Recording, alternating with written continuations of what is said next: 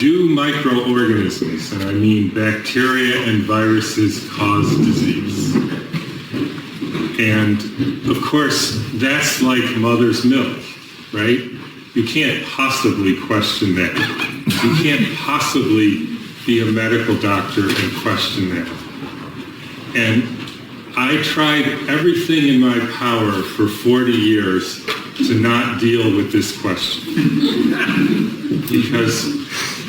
Because to deal with this question subjects you to ridicule and misunderstanding and certain kinds of abuse.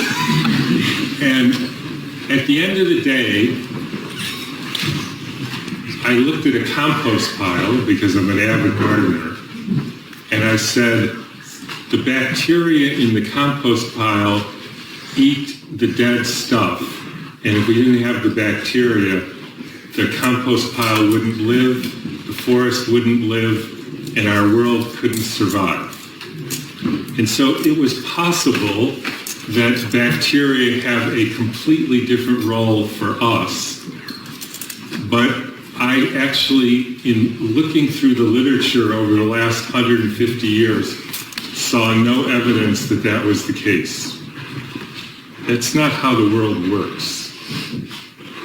This idea that we're all, as I think David said, the idea that we're all in it for ourselves and that there's something called survival of the fittest is a superstition.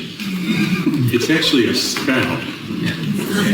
And the idea, you see, and then you move to viruses, engineered or not, that their role in nature is to make us sick, is something that you would have to prove in the very particular and specific way, the same as if I said, wait a minute, there's a flying saucer over your head. you might say to me, how do you know that?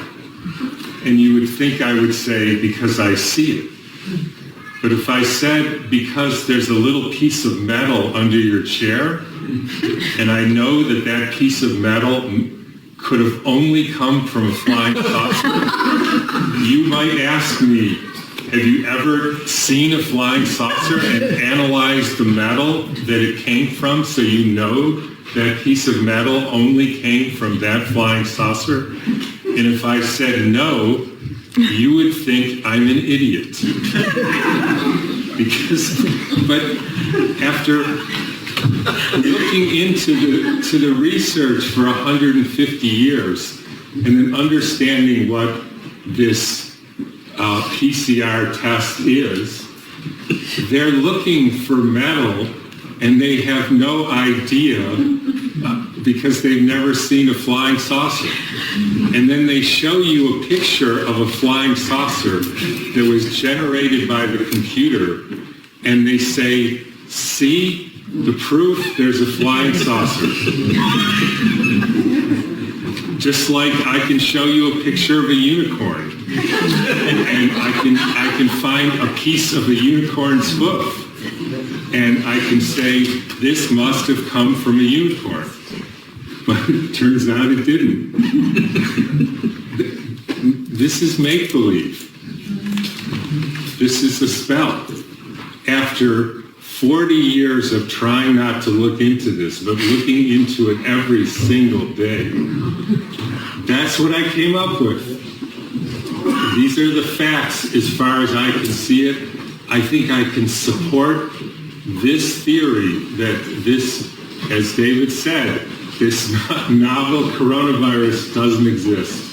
And even the role of a virus is to communicate that there has been an insult, to send out a piece of genetic material which resonates with all the world to make us adapt to life. Antivirus is anti-life, people.